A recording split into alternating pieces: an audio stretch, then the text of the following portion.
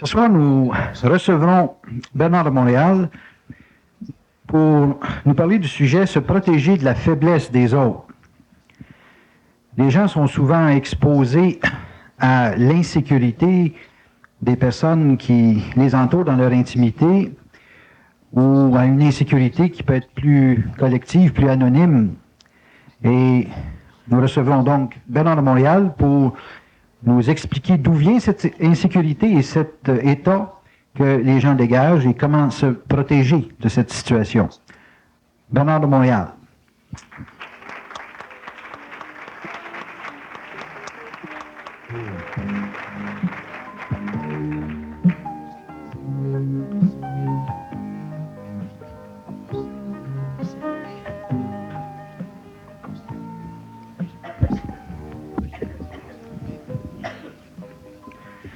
Bernard, le sujet de la soirée, se protéger de la faiblesse des autres, nous amène à penser que dans une époque comme on vit, où les gens sont souvent confrontés à beaucoup de consommation, à beaucoup d'États extrêmement divisés au niveau politique, au niveau mondial, les gens vivent des grandes insécurités et ont tendance évidemment à chercher un appui avec les gens qui sont proches d'eux.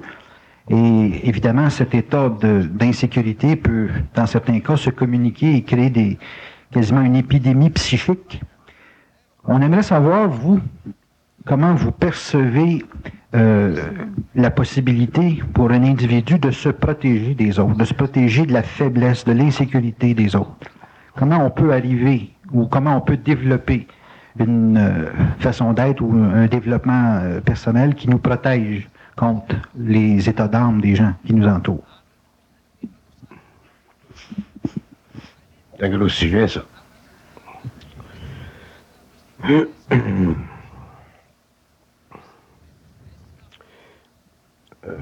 Tout d'abord, si on part du principe que l'être humain n'a pas d'identité et que l'évolution de l'homme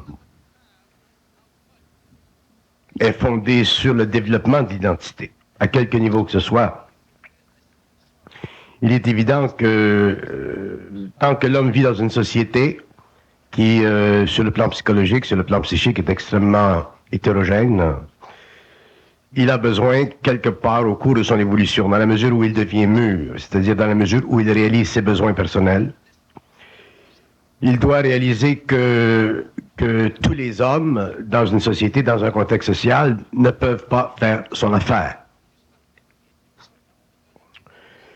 Pendant l'évolution, nous avons bénéficié socialement, religieusement, moralement, éthiquement, de conventions qui nous permettaient, entre les hommes, d'égaliser nos différences.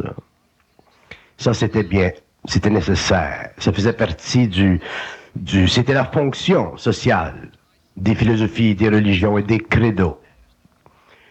Mais lorsque l'homme passe de l'involution à l'évolution et qu'il développe une conscience intégrale, c'est-à-dire une conscience qui, ultimement, devient parfaitement intelligente de soi, l'homme ne pourra plus utiliser les principes coordonnateurs de l'évolution pour se les appliquer parce que sa sensibilité sera trop élevée, sa conscience sera trop grande, son savoir trop vaste et sa capacité de comprendre l'autre trop instantanée. Donc l'homme sera forcé au cours de l'évolution de vivre sa relation par rapport à l'homme d'une façon totalement différente de ce qu'il a connu. Dans ce sens, qu'il sera forcé de prendre conscience de lui-même totalement et d'intégrer cette énergie. Et en intégrant cette énergie, il devra composer avec les autres, mais non pas en fonction d'une perte d'énergie pour lui-même. Quand on parle d'intégration d'énergie, vous savez, on parle de récupération de notre énergie à tous les niveaux. Donc l'homme ne peut pas récupérer son énergie à tous les niveaux, c'est-à-dire amasser une réserve de force intérieure, mentale, émotive et même vitale, et en même temps en dépenser à tous les niveaux. Donc, l'homme deviendra extrêmement conscient de son environnement, de l'éther. Il sera très conscient des égrégores astraux qui ont été cultivés pendant l'évolution, et il se retirera graduellement de ce que j'appelle l'égrégore de la mémoire de la race. Et en se retirant de l'égrégore de la mémoire de la race, qui est très puissant sur une planète expérimentale, il sera forcé de se reconstituer, c'est-à-dire se reprendre complètement en main à partir du plan mental, du plan émotionnel, du plan vital, et d'installer en lui-même des centres de force qui font partie de sa fusion avec l'intemporel. Si vous parlez d'intégration, vous parlez d'identité, est-ce que ça veut dire que tout individu qui a une bonne intégration de ses énergies et de son identité se protège automatiquement de l'influence de la mémoire de la race ou de sa culture ou de son milieu? Tout individu qui intègre son énergie. Un individu peut se protéger des hommes par maladie mentale, par paranoïa ou choses comme ça. Ça, c'est pas ça dont je vais parler. Mais un individu qui est conscient, qui est très équilibré, qui connaît la vie, et ainsi de suite, il est obligé de se protéger contre l'homme, parce que les hommes, je parle génériquement parlant, les hommes ont des taux vibratoires très différents. Et pendant l'évolution, l'être humain a été plongé dans une sorte d'atmosphère d'incubation. On a été incubé pendant des siècles. Et étant dans cette atmosphère d'incubation, nous avons atteint une température homogène.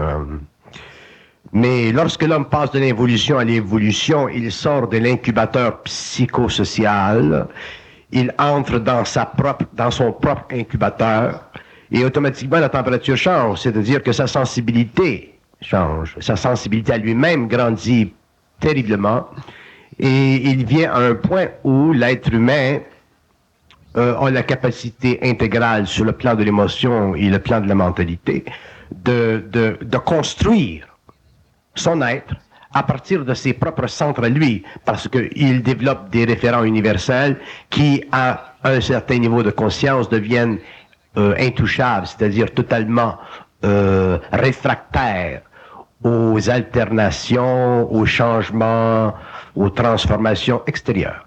Et c'est ça qui va permettre à l'homme de développer une conscientisation de l'être et d'en arriver un jour à avoir son identité, à avoir une identité réelle, non pas une identité basée sur un talent ou sur une relation sociale qui lui donne une certaine valeur, mais une identité totalement en fonction de son énergie, de sa lumière. Et ça va forcer l'individu à reprendre en considération la valeur ou les valeurs qu'il attache à ses relations humaines. Et si j'étends ce processus-là à l'échelle de l'homme, à l'échelle universelle, effectivement, l'homme sera obligé de retourner la terre de la mémoire de la race. Parce que n'oubliez pas une chose, que si nous parlons d'évolution, pardon, nous parlons d'agrandissement de la conscience humaine au-delà des frontières de la mémoire de la race. Donc l'individu qui, pendant l'évolution, a été soutenu par la mémoire de la race, a été incubé dans la mémoire de la race, ce même individu, dans l'évolution, sera projeté par ses propres forces intérieures au-delà de la mémoire de la race. Et quand je parle de ces forces intérieures, je ne parle pas des forces spirituelles. Probablement le chaînon manquant dans la conscience évolutive aujourd'hui, autant dans l'Occident que dans l'Orient, c'est que les hommes n'ont pas encore contemplé le fait, n'ont pas encore réalisé le fait que lorsque nous parlons d'individualisation de l'être, que nous parlons de fusion, que nous parlons de reconnexion de l'homme avec les circuits universels, nous parlons de l'abolition complète de l'inconscience matérielle et spirituelle de l'évolution. C'est-à-dire que sur le plan matériel ou sur le plan spirituel de l'évolution, parce que ces deux plans sont connexes, l'homme sera obligé de faire un transfert d'énergie, de reprendre le contrôle de sa conscience par rapport à ces plans-là. Donc, même si on peut facilement aujourd'hui dire, bon, mais l'homme qui évolue passe de la conscience matérielle à une conscience spirituelle et on arrête là. Ce n'est pas là. Lorsque l'homme sera arrivé à une conscience spirituelle, il sera obligé d'aller plus loin. Et cette conscience universelle, cette conscience mentale, cette conscience intégrale, donnez-lui le nom que vous voulez, sera une conscience basée sur le rapport étroit entre l'ego psychiquement connecté à la source, et donnez le nom que vous voulez à cette source, appelez-le ajusteur de pensée, appelez-le double éthérique, c'est absolument sans importance. Ce qui compte, c'est la phénoménologie du processus. Donc, à ce moment-là, l'homme ne pourra plus contempler la vie psychologique de son être comme il le fit avec les meilleures valeurs au monde ou avec les meilleures intentions au monde pendant l'évolution. Donc, il sera obligé de réévaluer sa relation avec l'humanité, avec l'homme, avec les institutions, non pas dans un sens radical, non pas dans un sens révolutionnaire, mais dans un sens évolutif, c'est-à-dire dans un sens d'appréciation personnelle. Et ceci le forcera sur le plan des relations humaines, même très rapprochées de lui-même, à reconvertir sa conscience par rapport aux autres et d'établir un point, un plan vibratoire qui fera partie de sa conscience, où certaines personnes pourront travailler avec lui, évoluer avec lui, vivre avec lui, expérimenter, échanger avec lui, et en même temps un plan qui empêchera d'autres personnes d'évoluer dans cette même direction. N'oubliez pas une chose, que l'être humain sur la Terre, qu'il soit de n'importe quelle race, qu'il appartienne à n'importe quelle nation, qu'il ait quelque race, mémoire que ce soit, même les mémoires les plus définies, comme nous retrouvons dans les pays orientaux, cet être-là ne pourra plus demain, à cause des lois internes de la fusion. Lorsque nous parlons de l'évolution de la conscience supramentale sur la Terre, nous ne parlons pas de la relation entre un homme et un maître, entre un homme et une église, entre un homme et une secte, entre un homme et une religion. Nous parlons de l'effondrement de ces relations et de la reconstitution d'un lien universel entre l'homme et sa source. Et ceci, et même lorsque nous parlons de la source, aujourd'hui, nous pouvons parler de la source et les hommes peuvent inférer que la source puisse être spirituelle à un certain niveau très très archétypal, comme par exemple, on dira dans certains milieux que la source du contact humain sur le plan psychologique pourrait être l'ajusteur de pensée, sur un autre plan, ce pourrait être dans les atmosphères archétypales comme les archanges, et ainsi de suite. Mais ça va plus loin que ça.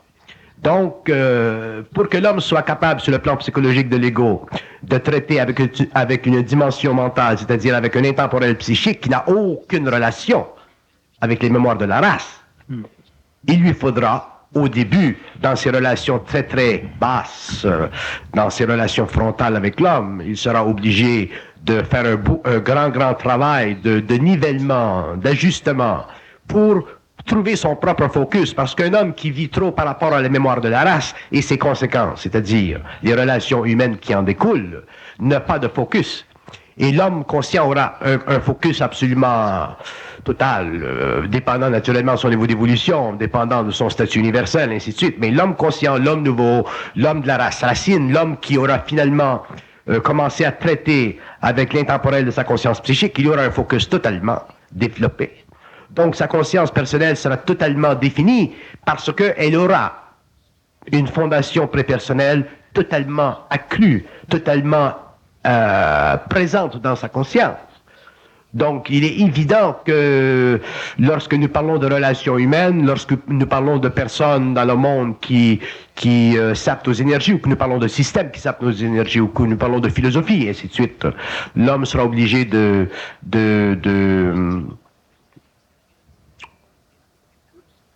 il n'aura pas de choix d'ailleurs. Il sera obligé de changer complètement sa position personnelle par rapport à ces égrégores astraux-là. Parce que le problème de l'homme, c'est qu'il traite toujours avec une énergie astrale. Même si vous êtes très gentil, vous êtes très fin, vous êtes très charitable, c'est plein de monde dans le monde qui sont gentils et qui vous vampirisent à la mort. C'est plein de monde dans le monde qui sont ce qu'on appelle des grandes âmes. Mais moi, j'en ai marre des grandes âmes, parce qu'une grande âme, ça peut être absolument ignorant. T'sais. Donc, l'homme devrait être intelligent, et l'intelligence ne vient pas de l'âme. D'une façon ou d'une autre, l'intelligence ne vient pas de l'âme. Donc, se faire dire qu'on est une grande âme, c'est pas un cadeau. C'est pas nécessairement, comment vous appelez, c'est pas une flatterie, une grande âme. Ça peut être une forme d'englobement. Bon, d'ailleurs, en ce qui me concerne, toutes les grandes âmes sont englobées. Il faut qu'il y ait fusion, il faut qu'il y ait choc de l'âme entre la source et cette dernière pour que l'homme soit intelligent. S'il n'y a pas choc à l'âme, à ce moment-là, c'est très facile d'être une grande âme et de se promener dans le monde avec les ailes déployées et de faire toutes les tournures d'esprit spirituel que l'on veut. Mais ceci ne crée pas d'intelligence, n'amène pas de l'intelligence sur la terre. Et la preuve, c'est que nous vivons depuis des siècles de cette nourriture spirituelle et nous sommes autant aujourd'hui dans dans l'affrontement que nous l'avons été par le passé. Il n'y a pas eu d'évolution chez l'homme en ce qui concerne le développement de la conscience intelligente créatrice de son être universel. Il y a un développement sur le plan psychologique parce que le mental est habitué, capable, à cause de l'affinité qu'il a avec tout le mémoriel, de développer des capacités statistiques pour s'engager dans la poursuite de la connaissance. Mais l'homme nouveau n'aura rien à voir avec la connaissance. Ce sera un être qui traitera simplement avec le savoir. Le savoir n'appartient pas à l'ego.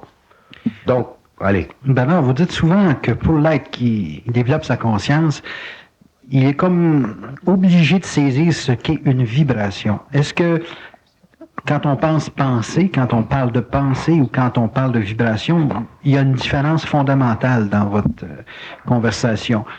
On associe souvent, pour les gens, on associe conscience avec connaissance, et puis d'après la façon dont vous le parlez, la connaissance est un élément pas nécessairement à rejeter, mais ça ne s'identifie pas à la conscience. Donc, la relation entre la pensée et la vibration, comment on peut la faire, la connexion? La vibration est au savoir ce que la pensée est à la connaissance. C'est à la connaissance. C'est aussi simple que ça. Bon, donc quand on dit qu'une personne est vampirique, c'est ses pensées qui nous vampirisent. Ce sont ses pensées. Donc ses pensées affectent ses émotions, c'est un cercle vicieux, les émotions affectent le mental inférieur, et c'est ça qui crée les égrégores, c'est ça qui crée le vampirisme de l'homme.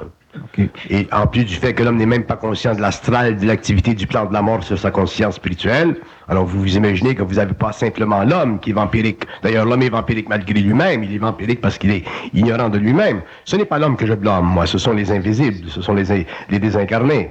Et nous traitons dans le monde, nous avons aujourd'hui de plus en plus d'individus qui s'intéressent aux sciences paranormales et qui s'avancent dans ces domaines absolument extraordinaires.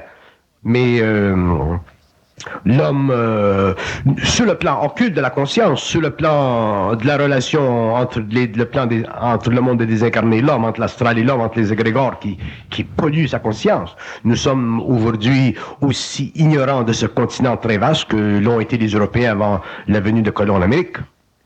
Nous sommes réellement des colons. Nous sommes absolument... c'est aberrant l'ignorance que nous avons, l'ignorance occulte. Je ne parle pas de l'ignorance matérielle, rationnelle de la science. Cette science-là, elle est fixée, elle est en mesure de s'accorder avec le matériel. Donc il n'y a pas de problème là.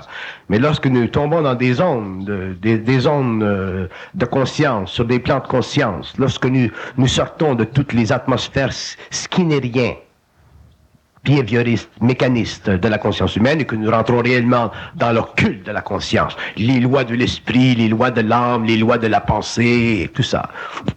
On est très très loin, même à travers nos spiritualités, nos sciences ésotériques, nos sciences occultes, et ainsi de suite. Nous sommes réellement très loin de comprendre et de savoir ce qui se passe parce que nous sommes des êtres qui pensons. Nous ne fonctionnons pas par vibration, nous pensons. Donc, pour l'être humain de l'évolution, la pensée subjective qui est nécessaire, qui est un surcroît, qui est un avantage de l'évolution. Pour l'être de l'évolution, au cours des siècles à venir, ce sera simplement un passage à deuxième niveau. Autant l'homme aujourd'hui pense et bénéficie de sa pensée subjective, qui est toujours astralisée, autant l'homme conscient, intégré dans sa conscience, n'aura plus à penser. Il vivra une communication télépathique avec les cycles universels. Mais ça, c'est plus de penser. Donc, nous tombons dans le plan vibratoire, nous tombons dans le plan du savoir, qui devient, une fois manifesté pour l'être humain, une connaissance. Mais la connaissance n'existe pas pour cet homme-là.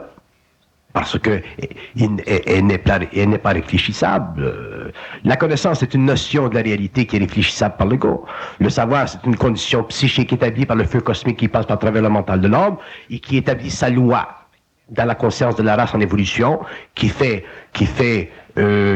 instantanément impose une transmutation globale chez l'être, même si elle est plus ou moins longue, mais qui instantanément impose une vibration, donc une transmutation chez l'être. C'est pour ça que l'homme nouveau n'aura absolument rien à voir, rien à faire pour passer à la conscience supramentale. Ceci se fera dans la mesure où il sera mis en vibration. Une fois mis en vibration, ça se développe, et éventuellement l'homme commence à mettre le doigt sur son savoir, parce que tous les hommes ont le savoir. C'est pas quelque chose que certaines personnes ont et que d'autres n'ont pas. Le savoir, c'est universel. Mais, pour toutes sortes de raisons qui sont explicables, certains hommes ont plus accès à ce savoir que d'autres parce que ils sont moins affligés par la pensée, donc ils sont moins affectés par les égrégores astraux, et ainsi de suite.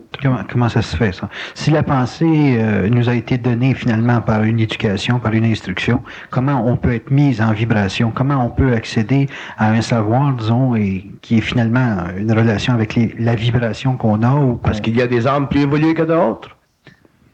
Donc, ça, à la naissance, c'est déjà fixé. Les scientifiques dans leur labo sont prêts à dire, bon, ben, il n'y a pas deux cristaux de neige qui se ressemblent. Donc, s'il n'y a pas deux cristaux de neige qui se ressemblent, comment voulez-vous que des hommes se ressemblent? Donc, il y a des hommes très évolués sur une planète telle que la nôtre, même si c'est une planète qui est extrêmement non évoluée. Il y a des hommes qui viennent d'autres systèmes et qui ont des travaux à faire quelconques, qu'ils en soient conscients ou qu'ils en soient inconscients. Donc, dans l'évolution, il est évident que si nous sommes arrivés à un point dans l'évolution de l'humanité où l'homme doit passer de l'inconscience à la conscience et que l'évolution doit se faire parce que ça fait partie de toute cette grande chronologie des événements universels sur la Terre, il est évident que l'homme sera obligé de vibrer. Mais de là à se casser la tête, est-ce que je vibre, est-ce que je ne vibre pas? Bon, ben là, c'est une perte de temps, ça. Quand on vibre, on sait qu'est-ce que c'est une vibration. Sinon, on tombe encore dans la connaissance de la vibration. Là, on va développer une systémique, une cosmogénèse de la vibration, une métaphysique de la vibration. Et là, on va retourner encore dans l'évolution, parce que on va toujours chercher à utiliser la pensée pour comprendre ce qui se sait par vibration, ce qui est impossible. Ouais. C'est très facile de savoir. Un homme a beaucoup plus de mérite à développer la connaissance que d'entrer dans le savoir. Par contre, c'est très, très difficile de vibrer à un savoir qui est juste, correct, précis, parce que nous avons trop de pensées. Donc, il y a des âmes qui sont plus en vibration, qui sont plus près de cette mise en vibration, et ce sont ces êtres-là qui, au cours de l'évolution, passeront d'un plan à un autre. Bon, pour se raccorder au sujet de la pensée, faire un lien avec ça, est-ce que ça veut dire que les gens qui nous font penser, c'est ceux-là qui nous menacent? Est-ce que c'est les gens qui nous transmettent finalement leurs pensées, leurs connaissances, qui sont les éléments les plus menaçants pour notre savoir? Non. Ce ne sont jamais les hommes. Ce n'est jamais la société qui est menaçante pour l'homme, c'est l'homme lui-même.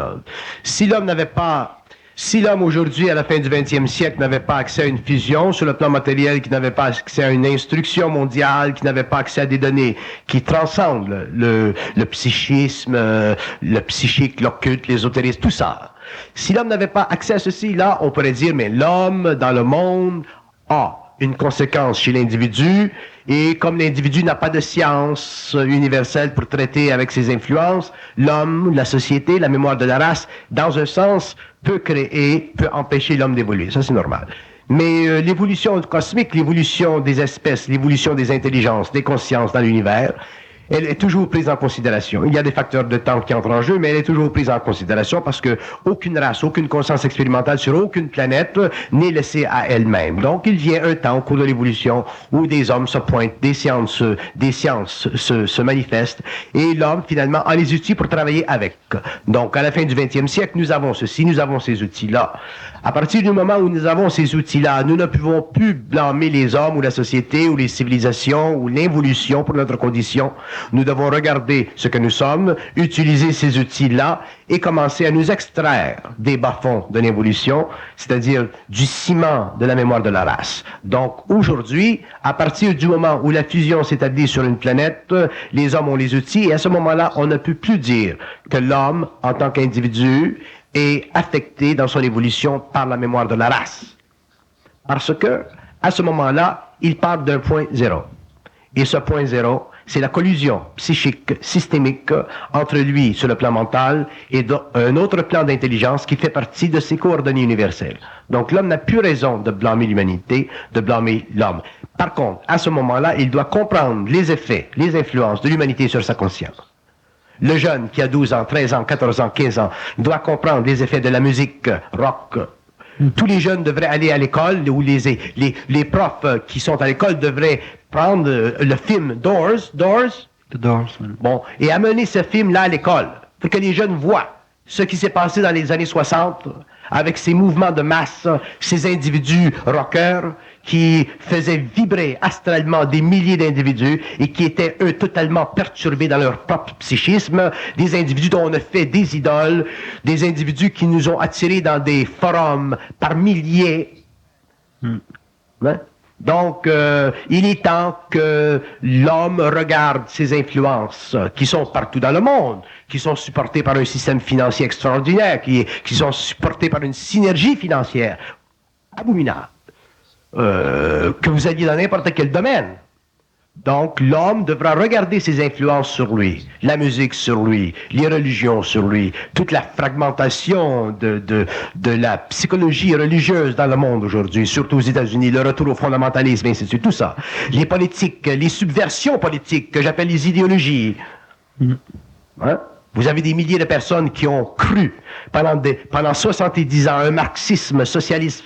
Vous avez des intellectuels français qu'on a considérés comme des demi-dieux, Jean Cocteau. Vous avez des intellectuels anglais qui sont tombés dans la trappe, même Jean-Paul Sartre, qui sont tombés dans la trappe du socialisme, et ainsi de suite. Donc, l'homme nouveau, je parle de l'homme nouveau, je ne blâme pas Sartre, je ne blâme pas Cocteau pour s'être fait englober par ces idéologies, parce que la science n'existait pas.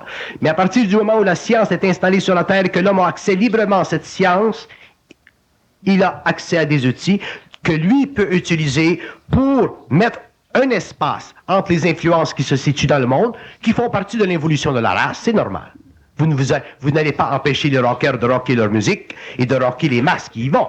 Vous n'allez pas empêcher Tchétchénila de faire son devoir, et ou de Madonna de faire son devoir. Ça fait partie de leur expérience. Mais de là à devoir être englobé par ces êtres qui font partie de l'évolution, qui font partie de la grande anarchie des âmes contre la spiritualité impure de l'évolution, que les âmes, elles, dans leur travail, ne sont pas capables de discerner. Vous ne pouvez pas demander à Madonna pourquoi elle fait ça, elle va vous donner des réponses totalement psychologiques. Mais le côté occulte de tous ces mouvements dans le monde, à tous les niveaux, l'homme individualisé dans sa conscience pourra le comprendre, pourra laisser faire Madonna son travail, Tchétchénila son travail, tout le monde leur travail, pendant que lui, finalement, aille vers ses centres. Pour un jour, lorsque le temps soit venu, il puisse lui aussi faire son travail sans troubler ceux qui font leur autre travail.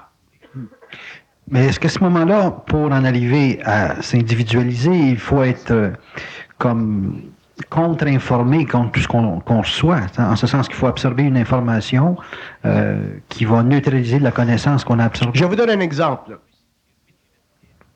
Il est évident qu'une personne ou qu'une âme évoluée, qu'une âme sensible, et ainsi de suite, qui est dans un milieu social quelconque, va vibrer à une vibration chez elle. Donc, vous prenez un jeune qui a 15 ans, 16 ans, et qui, ses amis vont à ces forums de rock, puis lui, ça ne l'intéresse pas. Il y a des jeunes comme ça. Même s'ils sont très jeunes, que l'ego n'est pas cristallisé encore, ils ont suffisamment d'autonomie psychologique et même de sensibilité interne. Mais ils ne comprennent pas pourquoi. Ils sont malheureux de ne pas avoir le goût d'aller à ces forums. Ils ne comprennent pas pourquoi ils ne sont pas comme les autres. Ils ont de la difficulté à traiter avec le fait de ne pas être comme les autres.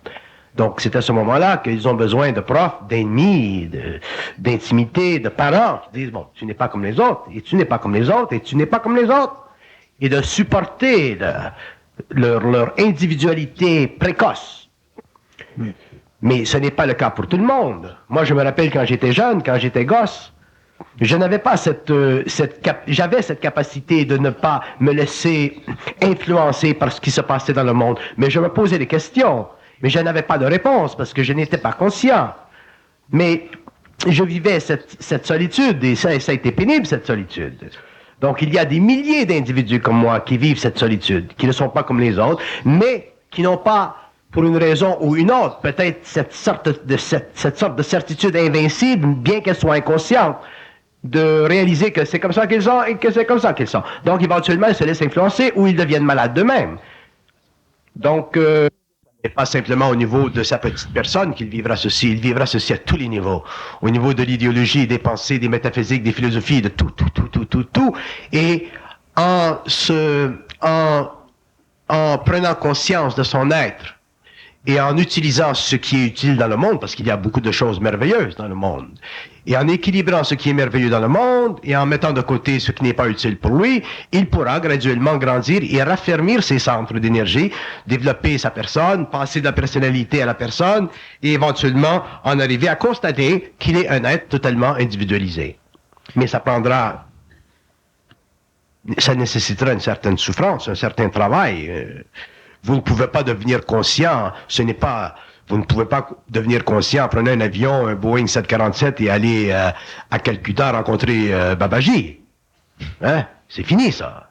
Donc, la conscience, c'est totalement personnel, individuel, il n'y a plus de personnes qui puissent vous aider. Il y a une science dans le monde qui s'étendra, qui deviendra très vaste. Mais l'homme sera obligé de vivre son évolution personnelle par rapport à cette science. Là, si vous me demandez, mais quelle preuve l'homme a de la valeur de la science? Il n'y en a pas de preuve. D'ailleurs, tant que l'homme cherche la preuve, il est foutu, parce que rendu où nous en sommes aujourd'hui, si nous fonctionnons en fonction de la preuve extérieure à soi, nous sommes foutus, parce que autant pendant l'évolution, nous avons cherché la vérité, nous avons voulu nous éloigner du mensonge en épousant la vérité, autant nous nous sommes fait prendre dans le jeu de la polarité. Ce qui était la vérité pour les nazis, ce qui était la vérité pour les Russes, ce qui était la vérité pour l'Inquisition, ce qui était... Vous comprenez? Donc, la vérité, c'est la poussière sur les yeux de l'âme. Il n'y a plus... Alors, si vous me demandez, mais qu'est-ce qu'il y a? S'il n'y a pas de vrai et s'il n'y a pas de faux, qu'est-ce qu'il y a? Il y a une réalité. La réalité fait la synthèse du vrai et du faux. La réalité peut vous expliquer pourquoi il y a eu en Allemagne le mouvement nazi. La réalité peut vous expliquer pourquoi la nécessité du mouvement marxiste. La réalité peut vous expliquer pourquoi les Japonais sont en train de foutre les Américains par terre. La réalité peut vous expliquer toutes sortes de choses. Mais elle ne prend jamais position. Ce qui est intéressant. C'est une question de point de vue. Mais moi, je me dis, il y a des gens qui peuvent éveiller des gens, mais la façon que vous dites de vous exprimer ça, c'est qu'on ne peut pas transmettre. Transmettre quoi? Qu'est-ce que vous allez transmettre? Vous allez transmettre quelque chose que vous n'êtes pas. Vous pouvez simplement transmettre ce que vous êtes. Mais vous rayonnez.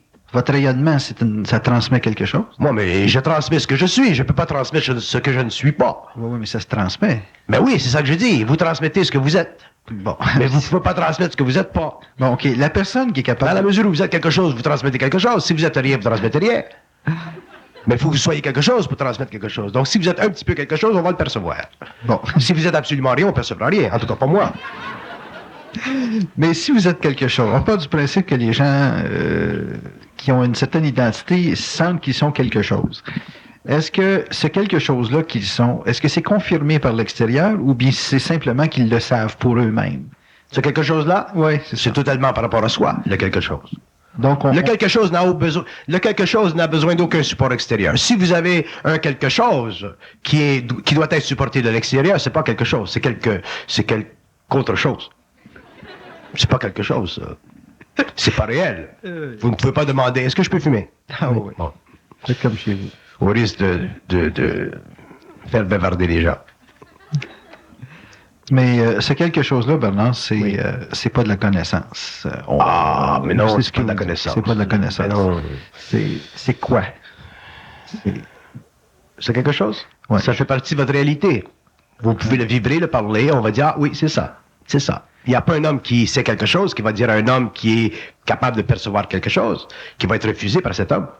C'est impossible de refuser quelque chose. Vous ne pouvez pas refuser une vibration. C'est réel, une vibration. Peut-être que vous pouvez pas la parler comme il faut, peut-être que vous n'avez pas les mots, vous n'avez pas le vocabulaire, vous n'êtes pas sophistiqué dans la langue, mais elle est là, la vibration. La vibration, c'est une lumière, ça fait partie du feu de l'homme. Donc, si une lumière, quand dans son rayonnement, elle est toujours reçue, ça veut dire qu'elle met toujours les gens en vibration? Non, elle n'est pas toujours reçue, parce qu'on n'est pas capable de la transmettre comme il faut, parce qu'on n'a pas la parole juste. C'est là le problème de la vibration. Si on avait la parole juste, n'oubliez pas une chose, que nous sommes des êtres astraux. Lorsque nous prenons conscience d'une réalité, de quelque chose, en soi, nous devenons totalement énervés. Regardez ce qui se produit avec les hommes qui se conscientisent. Les premières années, ils ont la maladie de la parlette. Ils veulent parler, ils veulent parler, ils veulent parler, ils veulent parler, ils veulent parler, ils se nourrissent de parler. C'est une découverte absolument insatiable. Parler, parler, parler, parler, parler. Ça devient une maladie, parler. Pourquoi? Parce qu'ils sentent cette vibration, mais ils ont des émotions, ils ont toutes sortes de choses qui font que des gens vont dire, bon ben là, oui, c'est très intéressant ce que vous dites, mais foutez-moi la paix.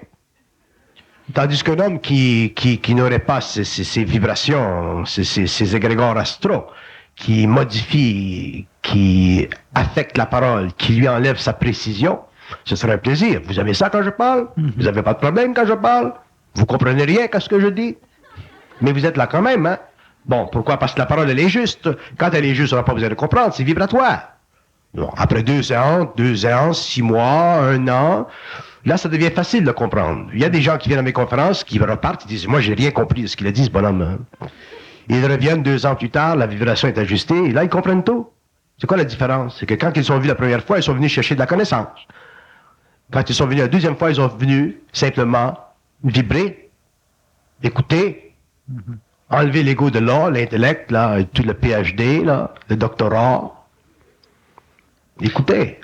À ce moment-là, c'est facile. Bon, c'est aussi facile pour eux d'écouter que c'est facile pour moi de parler, donc le savoir, il est facile, ça s'échange. C'est ça la vibration. Bon, ça demande un certain ajustement, ça demande un certain changement dans l'attitude mentale de l'ego par rapport à la connaissance, et ainsi de suite. Est-ce que c'est le fait d'être mis en situation par une vibration dont vous pouvez être, vous, dans votre cas, le transmetteur, dans un sens, qui fait le changement chez l'individu, ou c'est dans l'individu que ce changement-là est demandé et qui permet la rencontre avec vous? Oui, il y a des individus qui sont prêts. Il y a des hommes qui font une recherche spirituelle depuis des années. Ils sont prêts. Ils sont arrivés à un certain plafond. Ils sentent qu'il y a d'autres choses. Donc, quand l'autre chose vient, c'est facile. Mais il faut que l'homme soit lui-même en vibration. Il faut qu'il soit en mouvement intérieur. Il faut qu'il y ait quelque chose pour lui qui soit essentiel, qui réponde. L'homme a besoin de réponses. Mais s'il n'y a pas trop d'orgueil, bon, ça entre.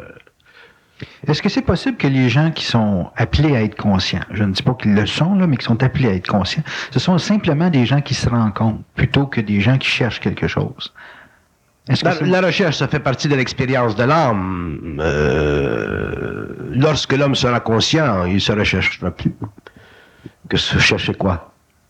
Mais les gens qui sont entre eux, là, les gens mais ça aide. Les gens qui ont une certaine sensibilité, qui se rencontrent, ils partagent certaines sensibilités, donc ils entrent dans un certain champ d'énergie. Ils peuvent même créer une certaine synergie vibratoire. Donc ça aide à créer une certaine dislocation des vieilles habitudes, faire pénétrer une nouvelle vibration, effectivement. Parce que c'est beaucoup plus facile, beaucoup plus utile, beaucoup plus plaisant de rencontrer des personnes avec qui on a une sorte de facilité de parler. Mais ils s'aperçoivent que ce n'est pas avec tout le monde qu'ils peuvent faire ça. Mm-hmm. Ils peuvent le faire avec certaines personnes, ils peuvent pas le faire avec d'autres, ils le font avec certains, ils ne le font pas avec d'autres. Et là, il est là le plaisir. Mais c'est ça de la conscience. Que vous soyez blanc, noir, africain, européen, ça n'a absolument aucune importance. Mmh. Mais c'est quelque chose là, dont on parlait qui est finalement la vibration. Est-ce que c'est une connexion entre votre source et votre ego? Toujours. C'est quelque chose, c'est la connexion entre la source et l'âme à travers l'ego. Et ça fait partie de la mise en vibration de l'esprit à travers l'âme. Ça fait partie de la mise en vibration de cette intelligence cosmique qui est le principe individualité de l'homme. Et dépendant des âmes, ainsi de suite, ça peut être mis en vibration très fortement, plus doucement, dépendant du plan de vie. Mais ça vient toujours de la source. Et cette source, elle est individuelle. Donc, un homme qui sait, ça fait partie de son individualité. Un autre homme qui sait, ça fait partie de son individualité. Mais, comme c'est universel, ils sont capables de savoir la même chose, mais de façon différente. Pourquoi vous dites de façon différente? Parce que vous ne pouvez pas demander à deux hommes de parler de la même façon. Vous ne pouvez pas demander à deux hommes de répondre à une question de la même façon. Ils ont un taux vibratoire différent.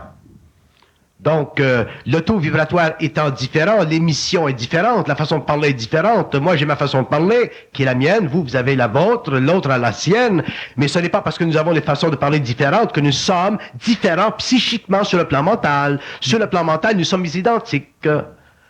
Nous sommes identiques. Mais comment peut-il y avoir une différence dans la vibration et avoir une similarité dans l'esprit? Parce que ce qui est universel, c'est la lumière. La vibration, c'est simplement son comportement sur le plan du mental, en fonction de son rayonnement à partir de la source. Autrement dit, les âmes n'ont pas tous la même capacité de traiter de façon très proche avec la source. La source, c'est un feu. Le feu, ça crée un choc dans l'âme. Toutes les âmes n'ont pas cette même capacité de supporter ce feu-là. Mais toutes les âmes ont le droit à ce feu-là. D'ailleurs, toutes les âmes ont accès à ce feu-là lorsqu'elles sont incarnées. Donc, à ce moment-là, il y a des âmes qui sont plus réceptives, plus habituées, plus tunées, si vous voulez, à cette vibration-là. Donc, ils parlent d'une certaine façon. Ils sont capables de répondre. Ils ont une voyance particulière. Donc, ça fait partie du caractère universel, individualisé de l'homme. C'est ça, l'individualisation. Ce serait absolument atroce si nous étions tous semblables, si nous étions tous pareils. Mais c'est merveilleux que nous ayons accès à une vibration universelle qui nous permet tous de comprendre la même chose, mais de façon différente. D'où vient à ce moment-là l'acharnement de l'ego à créer des différences avec ses tiers, avec les personnes qui l'entourent? C'est parce que l'ego a besoin toujours de se sentir supérieur, il a besoin d'une priorité, il a besoin d'éliminer, de neutraliser chez lui le sentiment d'infériorité ou d'insécurité qui fait partie de son inconscience. Qu'est-ce que c'est la souffrance de l'homme sur la terre? Il y en a simplement une, c'est son insécurité par rapport à la vie. Et quand je parle par rapport à la vie, moi je parle d'une façon synthétique, que ce soit le travail, l'amour, et ainsi de suite, ou la connaissance. Donc, c'est l'insécurité de l'ego. Donc, pour se protéger contre cette insécurité, il développe des mécanismes qui souvent sont des mécanismes de défense, souvent ce sont des mécanismes d'attaque, et c'est ça qui empêche la communication vibratoire entre les individus. Vous savez, si vous rencontrez un homme sur la rue, d'ailleurs, justement, je me faisais couper les cheveux ce soir parce que je voulais être beau pour vous, et je suis allé chez le barbier, et j'ai rencontré ce type qui vend du bois où je vis. Et c'est un type qui souffre beaucoup de fait qu'il est intelligent, mais il n'a jamais eu de succès dans la vie. Et un jour, je l'avais rencontré dans un restaurant, et je lui ai dit, vous savez, monsieur, j'ai dit, vous êtes un être très, très intelligent. Et il a presque tombé de son siège. Il m'a dit, jamais on ne m'a avoué que j'étais intelligent. Je supporte ce fardeau depuis des années. Mais je vous le dis, vous êtes très, très intelligent, c'est merveilleux de parler avec vous. Vous parlez très mal, mais vous parlez très bien. Autrement dit, il y a derrière ce que vous dites quelque chose d'absolument essentiel. Donc, je repars enrichi. Et il est venu chez le barbier ce soir et il était absolument content de me voir. Et on me serrait la main et tout de suite. Donc, si dans la société, je prends ce principe, si dans la société, avec nos enfants, les gens que nous rencontrons tous les jours, qui, de temps à autre, balbutient quelque chose de réel, ils disent, si nous avions suffisamment d'intelligence pour dire, ah, ce que tu dis, là, c'est ça. Nous aiderions les hommes à développer, à passer de la personnalité à la personne. Nous aiderions les hommes à réaliser qu'ils savent quelque chose. Mais non, nous avons des doctorats, l'autre n'a pas de doctorat, nous avons des 20e années, l'autre a une 2e année forte. Donc, c'est très, très difficile pour faire cet échange. Et dire, ah, ce que vous dites, c'est ça. Mais c'est ça, la vibration. Bon, là, vous dites que vous avez vu une Ce n'est pas de la charité, ça. C'est simplement de l'intelligence. OK. Vous avez vu une personne, disons, qui, comme vous dites, qui, dans la forme, parlait mal, mais qui, dans la vibration, c'est ça, parlait bien. Comment vous reconnaissez la vibration chez un individu? Parce que vous nourrissez pas de connaissances. Elle fait partie de son esprit. Vous reconnaissez quoi, là? La vibration. C'est Une vibration. c'est vraiment difficile à expliquer. Qu'est-ce que c'est une vibration? Une vibration, c'est une perception psychique de l'état mental de l'homme, de soi.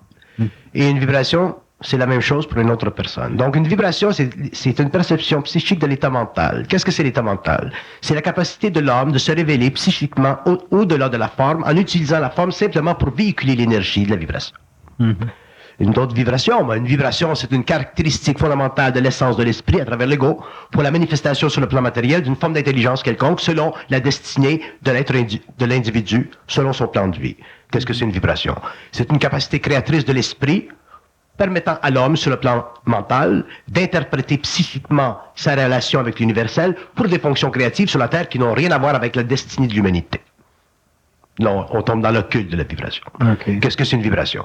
Une vibration, c'est une destinée vibratoire qui permet à l'ego, sur le plan mental, de concevoir, de percevoir, de réaliser, de comprendre et d'instantanément pouvoir interpréter un message qui vient des cycles universels, qui fait partie de l'organisation systémique des univers locaux et qui permet à l'homme sur la Terre de très bien et parfaitement comprendre les conséquences de la vie à tous les niveaux. Et on peut aller comme ça à l'infini. Donc, on ne va pas se casser avec la tête avec qu'est-ce que c'est une vibration. Parce qu'une vibration est capable de se faire, de se défaire, de se refaire, de se défaire, de se refaire, de se défaire. C'est pour ça que le savoir, c'est simplement un flux et un reflux d'énergie. Ce que nous savons aujourd'hui, demain nous serons obligés de le défaire. Pour aller plus loin dans le savoir, et nous serons obligés de le défaire. Pour aller plus loin dans le savoir. Alors que dans la connaissance, nous voulons demeurer attachés à la connaissance. Nous n'aimons pas que les fondations de la connaissance soient affectées par le doute. Nous n'aimons pas que les fondations de la connaissance soient affectées par les tremblements historiques de la civilisation ou du questionnement de l'entendement humain. Pourquoi? Parce que nous avons besoin, en tant qu'égaux pensants, d'une sécurité psychologique, afin de pouvoir, sur le plan humain, traiter avec des valeurs qui font partie de la mémoire de la race, donc, ultimement, de nos mémoires personnelles. Mais sur le plan psychique de la race nouvelle, de la conscience supramentale, sur le plan psychique de l'évolution systémique de l'intelligence de l'homme, nous n'avons plus besoin de ceci. Vous ne pouvez pas demander à un bateau d'avoir la même stabilité qu'un automobile. Le bateau se porte bien dans la vague, dans le flux, le reflux. Pourquoi? Parce qu'il est fait pour cette fonction. C'est la même chose pour la conscience supramentale. La conscience supramentale n'est pas intéressée au statisme de la vérité et du mensonge. Elle n'est pas intéressée au statisme de la polarité. Parce que la conscience supramentale, elle est née de la puissance créatrice du feu universel pour l'épanouissement de la conscience humaine, soit sur le plan mental, sur le plan éthérique, sur le plan astral, pour l'épanouissement. Mais épanouissement veut dire quoi? Veut dire agrandissement. Agrandissement veut dire quoi? Développement. Développement veut dire quoi? Croissance, sans cesse. Qui mène à quoi? L'immortalité. Qui veut dire quoi? Cesser de mourir et retourner à l'astral pour sortir du corps matériel et aller sur un autre plan, où la conscience demeure éternelle, vivante, ce qui est équivalent à la transmutation de la conscience des cellules, ainsi de suite, ainsi de suite. Il faut que nous en arrivions un jour à réaliser que, dans la mesure où nous sommes plongés, affectés, diminués, retardés, restreints par les mémoires de la race, nous ne pouvons pas avoir accès à notre propre individualité. C'est une impossibilité. Ça, ce n'est pas un credo, c'est une loi de la vibration. Lorsque l'homme aura cette conscience, il entrera dans la conscience de cette loi vibratoire. Parce que tous les hommes savent, dans leur fond intérieur, quelque part, tous les hommes savent que c'est absolument normal, c'est absolument naturel que nous devrions savoir. C'est absolument aberrant que nous ne sachions pas. C'est absolument naturel que nous puissions un jour sortir de notre enveloppe matérielle à l'aise. Et au lieu d'être attiré par une lumière astrale, aller vers le plan éthérique, qui est une lumière totalement différente, c'est-à-dire qui est totalement régie par la consommation du lien occulte voilé entre l'esprit et l'âme, c'est-à-dire la fusion. Donc il y a des choses qui font partie de notre savoir. Il n'y a pas un homme qui aime mourir. Nous ne devrions pas mourir. Mais les hommes ne comprennent pas ce que veut dire ne pas mourir. Ne pas mourir pour les hommes, c'est ne pas mourir dans la chair. Ça, c'est une illusion. Ça fait partie de la crainte de la mort. Ne pas mourir veut dire ne pas retourner lorsque nous sortons de la matière. Ne pas retourner dans l'astral, c'est-à-dire ne pas retourner en mémoire astrale, en forme astrale, mais sortir du corps matériel en forme éthérique, avoir pleine conscience et simplement dédoubler l'énergie de la conscience des cellules. Donc à ce moment-là, la vie sur le plan matériel, la mort et la congestion psychologique de l'ego face à toutes ces craintes archétypales foncières qui font partie de la domination de la mémoire de la race sur la conscience de l'homme et en plus de la mémoire cosmique du plan astral sur l'inconscient de l'homme, ce serait totalement dissipé. L'homme serait individualisé dans sa conscience. À ce moment-là, l'homme serait dans le savoir. Il ne serait plus intéressé à la connaissance. La connaissance est utile pour les fils de l'homme parce que les fils de l'homme n'ont aucune raison d'être. Alors que le savoir est utile et fait partie de la convention des forces systémiques en relation avec l'homme. Pourquoi? Parce que l'homme conscient, autrement dit, non pas le fils de l'homme, mais ce qu'on aurait appelé le fils de Dieu ou le fils de la lumière ou les fils de la lumière, ont pour but, dans l'évolution cosmique systémique sur la Terre, de réévaluer et de réinventer la conscience. Donc, l'homme doit réinventer la conscience. Comment voulez-vous réinventer votre conscience si elle est affectée, dominée, conditionnée par d'autres formes d'inconscience qui souvent sont d'une telle astralité que ce n'est pas surprenant que nous perdions aujourd'hui notre esprit et que nous n'ayons aucun accès à notre intégralité universelle. C'est dans ce sens-là que je suis contre les influences.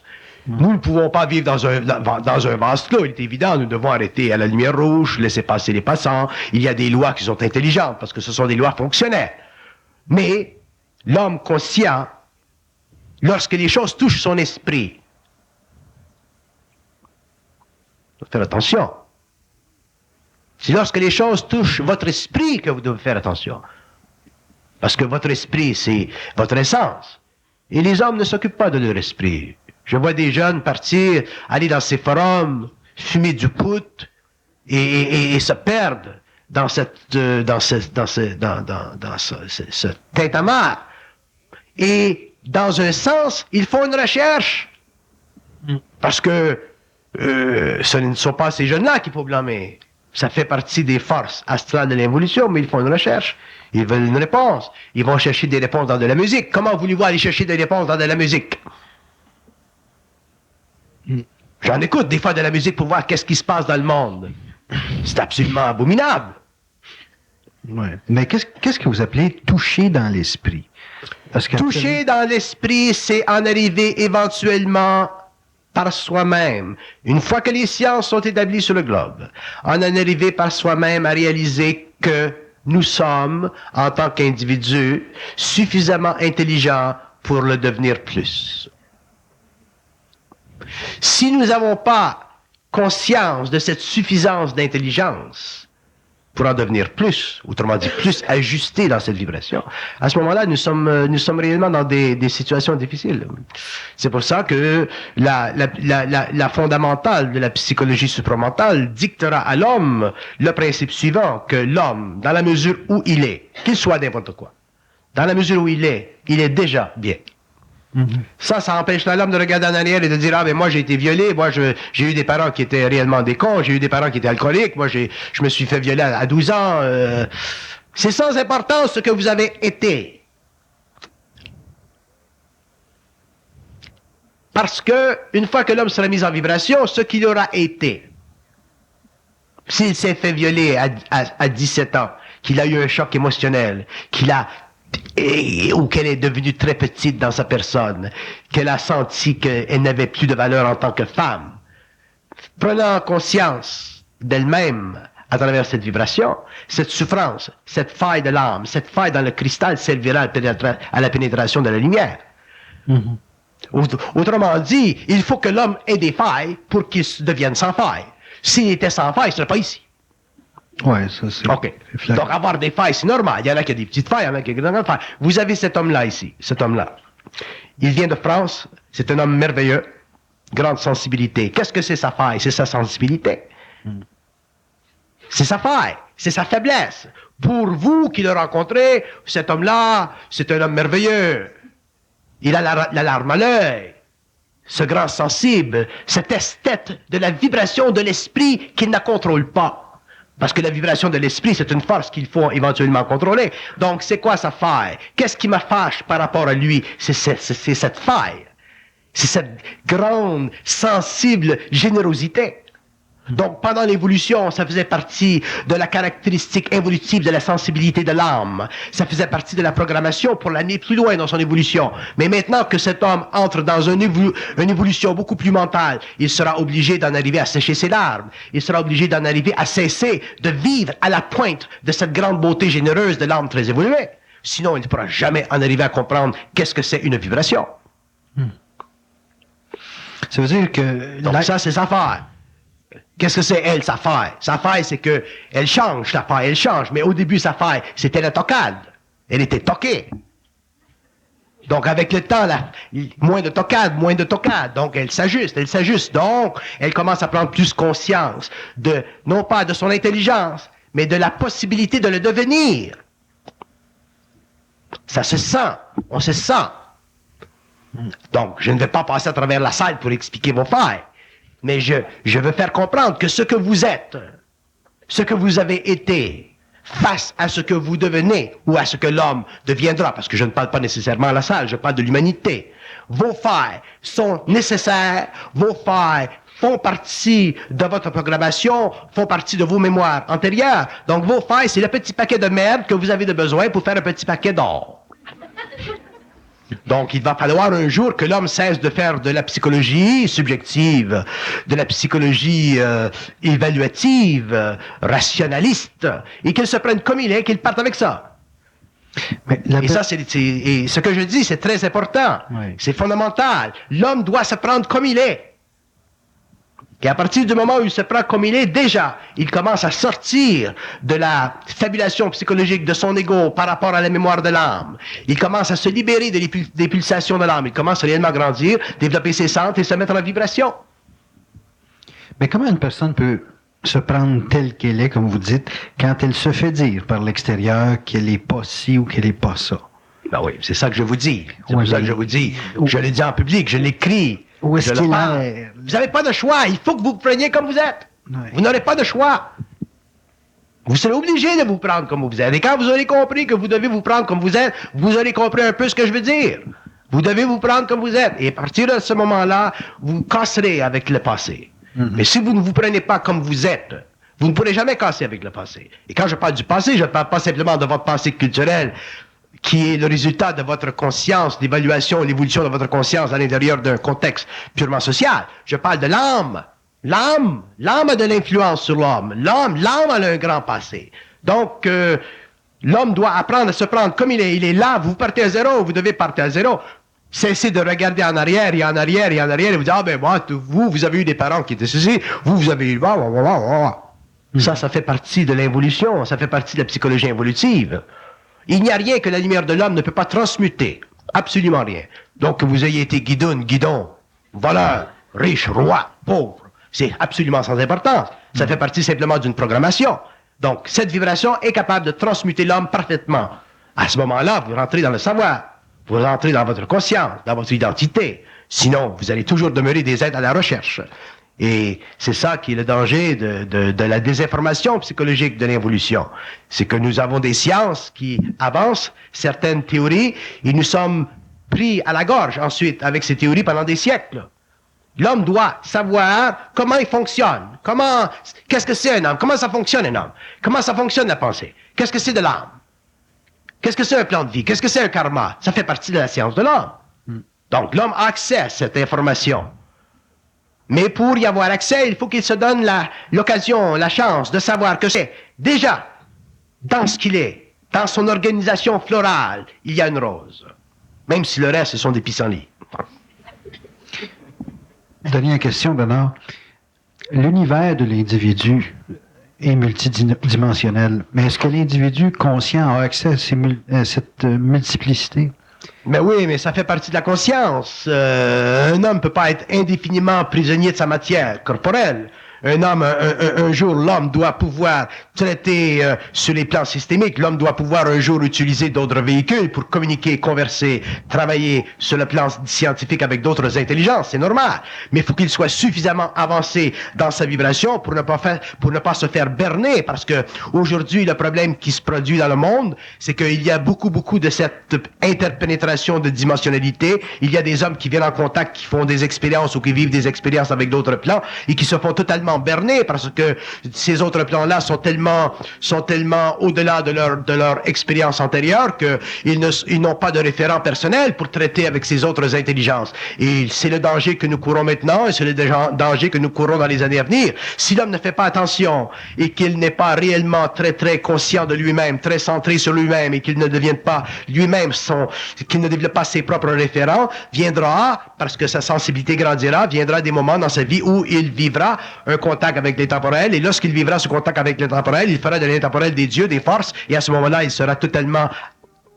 englobé, et il continuera à demeurer prisonnier de l'évolution, et il risquera d'amener beaucoup d'êtres avec lui dans cette même prison évolutive. C'est ce qui lui permettra de créer des sectes, des religions, ainsi de suite. Donc, nous sommes à un point dans l'évolution de l'humanité où les hommes, vous allez voir que le rock and roll, c'est une petite chose, mais qu'il y a beaucoup plus que le rocker ou les rockers dans le monde. Il y a des hommes dans le monde qui ont eu contact avec l'intemporel et qui sont très capables de faire, et ça c'est malgré eux, hein. Je dis malgré eux parce que je ne